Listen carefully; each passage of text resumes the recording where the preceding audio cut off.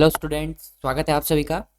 इस वीडियो में हम क्लास 10th की जो हम पॉलिटिकल साइंस राजनीतिक विज्ञान को कवर कर रहे थे, उसमें सत्ता की साझेदारी जो हमारा पहला अध्याय है, उसमें हम बेल्जियम की समझदारी, बेल्जियम ने किस प्रकार से अपने सांस्कृतिक विविधता, अपने एथनिक कंपोजिशन को देखते हुए अपनी जो सरकार थी उसमें किस तरह की व्यवस्था को बैठाया और उस व्यवस्था से किस तरह से बेल्जियम ने अपनी समझदारी को दिखाया, किस तरह से समझौते हुए और उस समझौते के तहत एक ऐसी व्यवस्था स्थापित की गई जो आज भी बहुत ही कामयाब रही। तो इस समझदारी को हम पढ़ेंगे। यहाँ पर हम ये पढ़ेंगे कि बेल्जियम ने किस तरह से अपना जो एथनिक कंपोजिशन था, जो फ्रेंच जो डच लोगों का जो विविधता बनी हुई थी, उस विविधता के चलते किस तरह से अपनी शासन पद्धति को अपनाया। हमने पिछले वीडियो में पढ़ा था श्रीलंका का बहुसंख्यकवाद। श्रीलंका में किस तरह से बहुसंख्यकवाद अपनाया, किस तरह से सिंहली लोगों ने अपना शासन अपना प्रभुत्व जमाने का प्रयास किया और उस प्रभुत्व जमाने के चक्कर में उन्होंने किस तरह से एक मात खाई।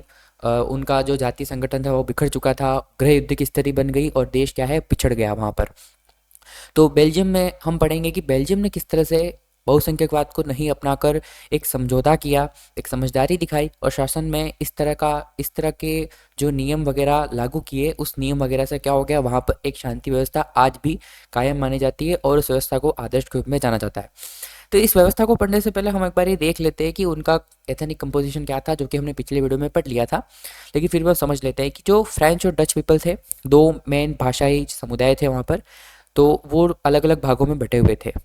डच लोगों की संख्या पूरे देश में ज़्यादा थी। डच तो जो थे वो बहुसंख्यक में थे, फ्रेंच जो थे वो अल्पसंख्यक थे। लेकिन जो डच लोग थे वो ज़्यादा विकसित नहीं थे, शिक्षित नहीं थे, आर्थिक पिछड़ापन था उनमें। और फ्रेंच लोग तो थे वो अधिक समृद्ध थे और शक्तिशाली थे, लेकिन उनकी संख्या कम थी। वही बात अगर हम ब्रुसेल्स, वहाँ की राजधानी की, अगर कैपिटल की बात करते हैं, तो वहाँ पर फ्रेंच लोगों की संख्या ज़्यादा थी और डच लोगों की संख्या कम थी। तो इस तरह का कोई कंपोजिशन वहाँ पर बना हुआ था। तो उस कंपोजिशन को देखते हुए वहाँ की सरकार ने क्या क्या कदम लिए, क्या क्या ऐसे नियम निकाले गए जो आज भी एक आदर्श के रूप में जाने जाते हैं और वहाँ पर किसी तरह का कोई भी कॉन्फ्लिक्ट, कोई भी झगड़ा वहाँ पर नहीं होता है। अब समुदाय के बीच में शांति पूर्वक वहाँ पर काम चल रहा है। तो इसको हम पढ़ते हैं किस तरह से वहाँ पर ये सब काम, ये सब जो सेटलमेंट बैठा वो किस तरह से बैठा। देखिए, बेल्जियम जो है वो एक बहुत ही विविधता वाला देश है। हमने ये पढ़ लिया था पहले ही। अंतर थे काफ़ी, विविधता थी काफ़ी, और इस विविधता के चलते क्या बना हुआ था, तनाव बना हुआ था। हमने श्रीलंका के केस में भी ये पढ़ा था कि किस तरह से देशों समुदाय के बीच में तनाव बने रहते हैं। जब एक से ज़्यादा समुदाय होते हैं तो लड़ाई झगड़े एक आम बात होती है। अलग अलग समुदाय के लोग होते हैं तो अपनी संस्कृति को लेकर कुछ कॉन्फ्लिक्ट वहाँ पर बैठ ही जाते हैं, कोई नई बात नहीं होती है। लेकिन उस तनाव को जिस तरह से हैंडल किया बेल्जियम ने, वो एक बहुत ही इंटरेस्टिंग चीज़ है, इसको हम यहाँ पर जानेंगे। हुआ क्या कि बेल्जियम के नेताओं ने अलग रास्ता अपनाया। देखिए, श्रीलंका के नेताओं ने क्या रास्ता अपनाया, बहुसंख्यकवाद का रास्ता अपनाया, और हमने देख लिया कि उसका क्या अपनाया, नतीजा क्या हुआ। लो, देश पूरा अलग थलग पड़ गया और देश का विकास क्या हुआ, पीछे पड़ गया। लेकिन यहाँ बेल्जियम के नेताओं ने क्या किया, अलग रास्ता अपनाया। उन्होंने क्या किया, उन्होंने क्षेत्रीय विभिन्नता और सांस्कृतिक विविधता को स्वीकार किया। देखिए, श्रीलंका के नेताओं ने क्या किया था कि नहीं, हमारी सरकार है, हम हर जगह होंगे, हमारा ही चलेगा, सिंहलियों का ही सब जगह चलेगा, और तमिल लोगों को उन्होंने पूरा ही अनदेखा कर दिया। लेकिन बेल्जियम के नेताओं ने ऐसा नहीं किया। उन्होंने देखा कि किस तरह से हमारे देश में विभिन्नता है, किस तरह से अलग अलग भाषा के लोग अपनी संस्कृति लेकर बैठे हुए हैं। उस संस्कृति को, उस विविधता को उन नेताओं ने स्वीकार किया और उसके अकॉर्डिंग क्या किए, नियम कानून बनाए। अब ये कैसे किया, इसको हम पढ़ते हैं।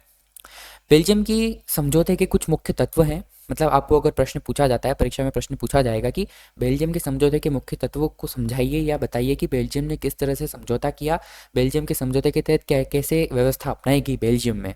तो इस प्रश्न को पूछेंगे तो ये 5 पॉइंट में पूरा प्रश्न कवर होगा। ये 5 मुख्य तत्व होते हैं जो बेल्जियम ने अपने समझौते में अपनाए थे और जिसके कारण आज भी बहुत ही अच्छी व्यवस्था वहाँ पर बनी हुई है। ठीक है, तो पहली चीज़ क्या थी, 1970 और 1993। देखिए, 1970 और 1993, 23 सालों में उन्होंने अपने संविधान में 4 संशोधन किए। संविधान में संशोधन का मतलब जो नियम वगैरह चेंज करने होते हैं, तो वैसे 4 संशोधन किए। किस बात के लिए, सिर्फ इस बात के लिए किए ताकि सभी लोग मिलजुल कर रह सके तथा किसी को बेगानेपन का एहसास ना हो। कोई ऐसा नियम हो, नियम बन गया हो, मान लो संविधान में सब बताया गया हो, जो जिससे किसी समुदाय को ये लगे कि हमें अनदेखा किया जा रहा है। मान लो फ्रेंच को ऐसा लगने लग जाए, फ्रेंच लोगों को, कि हमारे खिलाफ में है, या ब्रुसेल्स में बना कोई ऐसा नियम जो डच लोगों को लगे कि हमारे खिलाफ है। ऐसे सभी नियम बदलने के लिए 23 सालों में 4 बड़े संशोधन किए, इसी बात के लिए कि किसी को भी ऐसा एहसास ना हो कि ये कानून, ये नियम हमारे खिलाफ है। तो लोगों की भावनाओं का पूरा ख्याल रखा गया और लोगों को एकजुट रखने का ख्याल रखा गया बेल्जियम में। दूसरी चीज़ क्या थी, संविधान में इस बात का स्पष्ट प्रावधान है। अब क्या प्रावधान है कि केंद्रीय सरकार में डच और फ्रेंच भाषी मंत्रियों की संख्या समान रहेगी। देखो ये बहुत एक महत्वपूर्ण बात है। श्रीलंका में अगर हम देखें तो सिंहलियों ने क्या किया कि हमारा बहुसंख्यकवाद होगा, हमारी सरकार होगी, हमारे लोगों को फायदा होगा, और तमिलों को एकदम अनदेखा कर दिया। यहाँ पर ऐसा नहीं हुआ। संविधान में स्पष्ट बात लिखी हुई है कि जो केंद्र सरकार होगी, जो सेंट्रल गवर्नमेंट होगी, जैसे हमारे भारत में जो प्रधानमंत्री की जो सरकार होती है, जो सेंट्रल गवर्नमेंट होती है, जो दिल्ली में बैठती है, उस सरकार, वैसे ही वहाँ की जो सरकार है, वहाँ पर क्या नियम किया गया कि भले कोई भी मेजोरिटी में हो, भले कोई भी बहुसंख्यक हो, कोई भी अल्पसंख्यक हो, डच हो या फ्रेंच, लेकिन के सरकार में दोनों ही लोगों की संख्या बराबर होगी, प्रतिनिधित्व दोनों ही बराबर रूप से करेंगे। फॉर एग्जांपल, अगर 100 लोगों की सरकार है, 100 प्रतिनिधित्व बैठते हैं, तो 50 जने डच होंगे और 50 फ्रेंच होंगे। इस तरह की व्यवस्था की गई। तो इस तरह से क्या हुआ कि भेदभाव नहीं होगा। और दूसरी चीज़ क्या क्या रखी गई संविधान में, दूसरा क्या प्रावधान है कि जब डच और फ्रेंच दोनों ही समुदायों में जब किसी प्रस्ताव को बहुमत मिलेगा, जब कोई बिल पेश होगा या कोई नया नियम कानून बनाना होगा, दोनों ही समुदायों ने अगर अपने बहुमत से पास किया है तभी वो नियम पास होगा, अदरवाइज वो नियम पास नहीं होगा। कितनी अच्छी व्यवस्था बनाएगी। देखिए यहाँ पर इस तरह से झगड़े की संभावना बिल्कुल शून्य में चली जाती है, होती ही नहीं है, क्योंकि जब बहुमत होगा तो ही होगा, अगर बहुमत नहीं है तो सरकार तो वहाँ पर कोई नियम बनना ही नहीं है, कानून बनना ही नहीं है। तो बहुत ही अच्छे यहाँ पर किया गया। डच और फ्रेंच भाषियों की जो मंत्रियों की संख्या थी वो क्या हो गई, बराबर हो गई, और उनका बहुमत मिलने पर ही वो कानून जो नियम है वो पास होगा। इस प्रकार कोई भी एक समुदाय के लोग एक तरफा फैसला नहीं ले सकेंगे। सीधी सी बात है कि अगर मान लो कल को डच लोग मनमानी करने लग जाए या फ्रेंच लोग मनमानी करने लग जाए, तो ऐसी स्थिति इस नियम में नहीं बन सकती है। अगर बहुमत होगा तो ही कोई नियम कानून पास होगा, बन सकता है। ठीक है। दूसरी चीज़ ये, मंत्रियों की संख्या इन्होंने क्या कर दी, बराबर कर दी। बहुमत चाहे किसी का भी हो, अल्पसंख्यक चाहे कोई भी हो, बहुसंख्यक कोई भी हो, लेकिन सरकार में मंत्रियों की संख्या बराबर हो गई। चौथी चीज़ क्या की इन्होंने, केंद्र सरकार में अनेक शक्तियां देश के इलाकों की क्षेत्रीय सरकारों को सुपुर्द कर दी गई, यानी राज्य सरकारें केंद्र के अधीन नहीं है। देखिए यहाँ पर क्या किया गया, केंद्र सरकार को तो अलग रखा गया, लेकिन जो राज्य सरकारें बनी, जो क्षेत्रीय सरकारें बनी, अलग अलग रीजन की जो सरकारें बनी, उन सरकारों को अलग पावर दी गई। मतलब कि क्या हो गया कि जो केंद्र सरकार बोलेगी वैसा राज्य सरकार नहीं करेगी। कुछ मामलों में कर सकती है, लेकिन पूरा पूरा ऐसा नहीं किया गया कि केंद्र सरकार जो बोले वही करना है, नहीं। राज्य सरकारों को कुछ ऐसी शक्तियाँ दी गई जो केंद्र सरकार को देखनी नहीं है, जिस जिस मामले में केंद्र सरकार नहीं बोल सकती, वो अपने हिसाब से अपने अपने क्षेत्र में अपने नियम ले सकते हैं। मान लो जैसे कि हमने एथनिक कंपोजिशन पढ़ा था, जिसमें एक क्षेत्र था जिसमें डच लोग ज़्यादा थे और एक में फ्रेंच लोग ज़्यादा थे।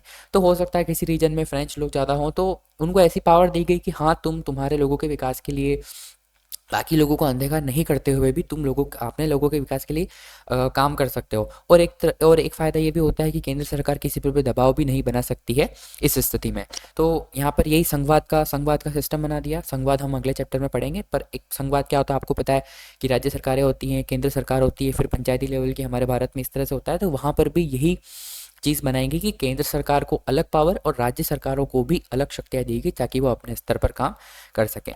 इसके बाद क्या हुआ कि ब्रुसेल्स में अलग सरकार है और इससे दोनों समुदाय का समान प्रतिनिधित्व है। देखिए ये बहुत ही इंपॉर्टेंट बात होगी। अब हमने केंद्र सरकार की बात कर ली, राज्य सरकार की बात कर ली, दोनों में सरकारें शक्तियाँ अलग अलग बैठती हैं। लेकिन अगर हम ब्रुसेल्स की बात करें तो आपको याद होगा कि ब्रुसेल्स में जो कंपोजिशन बना हुआ था, जो संगठन बना हुआ था, उसके तहत ब्रुसेल्स में आपको पता होगा कि फ्रेंच लोगों की संख्या ज़्यादा थी और डच लोगों की संख्या कम थी। मतलब फ्रेंच लोग क्या थे, बहुसंख्यक थे, मेजोरिटी में थे। तो हो सकता है वहाँ पे भी कोई दिक्कत हो। जैसे हमारे दिल्ली में एक तो सेंट्रल गवर्नमेंट बैठती है, केंद्र सरकार बैठती है, उसी तरह से दिल्ली में एक दिल्ली की सरकार भी होती है। आपको पता है अरविंद केजरीवाल जो अभी मुख्यमंत्री है। तो ब्रुसेल्स में कौन सी सरकार होगी, ब्रुसेल्स में भी एक अलग सरकार बनाएगी। इससे दोनों समुदाय का समान प्रतिनिधित्व है। और जैसे केंद्र सरकार में फ्रेंच और डच लोगों की समान प्रतिनिधित्व रखा गया था, वैसे ब्रुसेल्स की जो अपनी सरकार थी, राजधानी की जो अपनी सरकार थी, उसमें भी समान प्रतिनिधित्व 50-50 डच फ्रेंच ऐसे लोगों को रखा गया। अब आप पूछेंगे कि क्या फ्रेंच लोगों को वहाँ पर दिक्कत नहीं हुई? नहीं हुई। क्यों? फ्रेंच भाषी लोगों ने ब्रुसेल्स में समान प्रतिनिधित्व को, इस प्रस्ताव को स्वीकार किया, क्योंकि डच भाषी लोगों ने केंद्र सरकार में बराबरी का प्रतिनिधित्व स्वीकार किया था। इस बात को समझना, पूरे देश में डच ज़्यादा थे पूरे देश में और फ्रेंच कम थे, लेकिन इसके बावजूद भी डच लोगों ने इस बात को स्वीकार किया कि हाँ, 50 लोग, मतलब आधे प्रतिनिधित्व फ्रेंच के होंगे, आधे प्रतिनिधित्व हमारे होंगे। चाहते तो वो विरोध कर सकते थे। ठीक है, चाहते तो वो विरोध कर सकते थे। अब फ्रेंच भाषी लोगों ने ब्रुसेल्स में भी, अब फ्रेंच भाषी लोगों ने क्या किया, अब केंद्र सरकार में केंद्र सरकार में जो पूरे देश की सरकार थी उसमें डच लोग ज़्यादा थे, तो डच लोगों ने इस बात को स्वीकार कर लिया। तो राजधानी में फ्रेंच भाषी लोगों ने भी इस बात को स्वीकार कर लिया कि हाँ, हमारी संख्या भले ज़्यादा हो, लेकिन जो सरकारों में जो प्रतिनिधियों की संख्या होगी वो बराबर होगी, क्योंकि केंद्र सरकार में डच लोगों ने भी ये चीज़ स्वीकार कर ली थी। तो ये मेन बात थी। ब्रुसेल्स में भी क्या किया गया, समान प्रतिनिधित्व रखा गया ताकि कोई भी दिक्कत नहीं हो।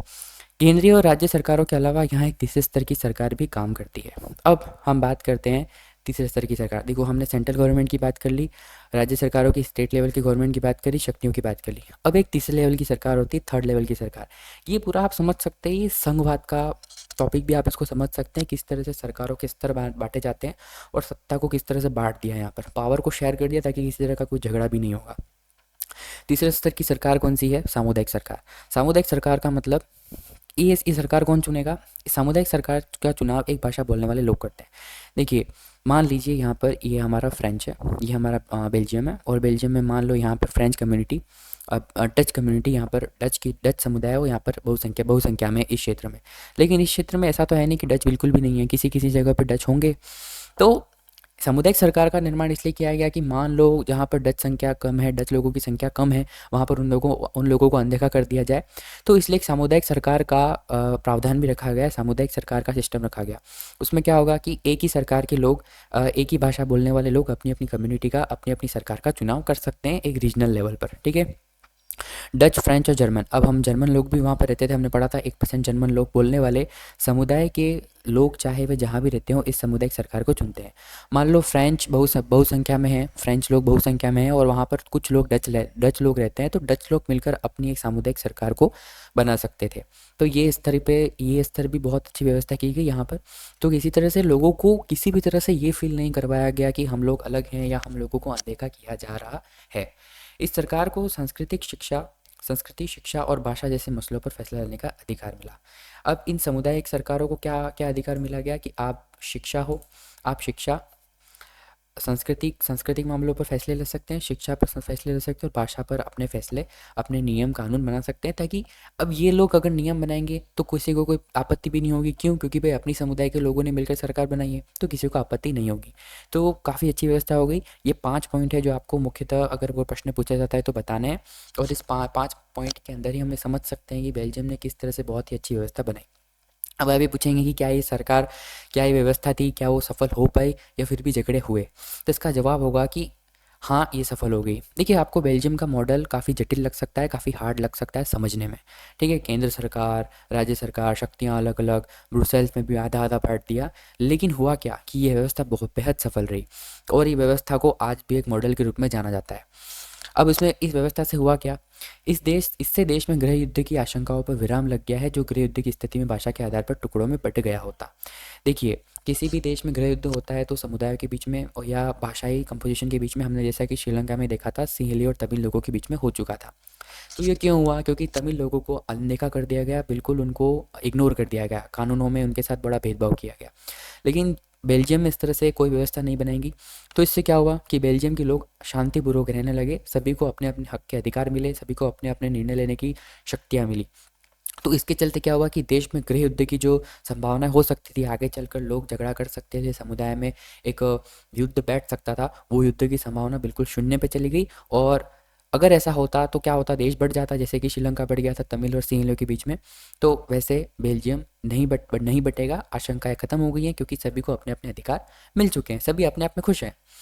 अब एक इंटरेस्टिंग बात देखो, जब अनेक यूरोपीय देशों ने साथ मिलकर यूरोपीय संघ बनाने का फैसला किया तो ब्रुसेल्स को उसका मुख्यालय चुना गया। देखिए, यूरोपीय संघ बनाने की मांग तो काफ़ी आगे से चल रही थी, लेकिन 1993 में नीदरलैंड में इसका हस्ताक्षर किया गया कि हम यूरोपीय संघ बनाएंगे। तो नीदरलैंड में इसकी मीटिंग की गई, लेकिन उसका जो मुख्यालय चुना गया वो किसको चुना गया? ब्रुसेल्स को।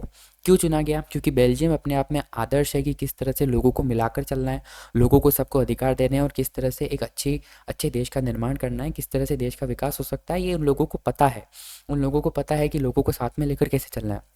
तो इसी कारण से ब्रुसेल्स या बेल्जियम को आदर्श मानते हुए यूरोपीय संघ ने अपना जो मुख्यालय बनाने का फैसला किया वो कहाँ किया? ब्रुसेल्स में। और ये आप जैसा कि चित्र देख सकते हैं, ये यूरोपीय संघ का क्या है? मुख्यालय है ब्रुसेल्स में।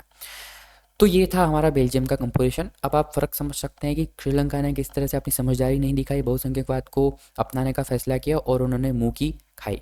लेकिन बेल्जियम ने ऐसा नहीं किया, बेल्जियम ने समझदारी दिखाई और आज वहाँ पर देश शांतिपूर्वक रह रहा है, पूरे पूरे लोग वहाँ पर शांतिपूर्वक रह रहे हैं और ये एक आदर्श के रूप में उभर कर सामने आता है। अब इससे हमने क्या सीखा? सत्ता की साझेदारी की महत्वपूर्णता सीखी, हमने इसकी इंपॉर्टेंस सीखी कि श्रीलंका में सत्ता की साझेदारी नहीं हुई तो गृह युद्ध बैठा, आने वाले सालों में लोगों को परेशानियों का सामना करना पड़ा। बेल्जियम में ऐसा नहीं हुआ। बेल्जियम ने, वहाँ की सरकारों ने, उस समय की सरकारों ने, उस समय के लोगों ने काफ़ी समझदारी दिखाते हुए एक ऐसी सत्ता का बंटवारा किया जहाँ पर सभी लोगों को समान निर्णय और समान अधिकार लेने की शक्ति मिलती हो। सत्ता की साझेदारी हो गई, सत्ता को बांट दिया गया, शक्तियों को बांट दिया गया और जिससे कि आज भी वहाँ पर शांति कायम है और आने वाले समय में भी किसी भी प्रकार के युद्ध की, किसी भी तरह के तनाव की संभावनाएं नहीं दिखती हैं। आई होप ये आपको समझ में आ गया होगा। किसी भी तरह की कोई भी प्रॉब्लम हो तो आप पूछ सकते हैं कमेंट बॉक्स में। नेक्स्ट वीडियो में हम पढ़ेंगे कि क्यों सत्ता की साझेदारी ज़रूरी होती है, क्यों करनी होती है हमें सत्ता की साझेदारी। तब तक के लिए धन्यवाद।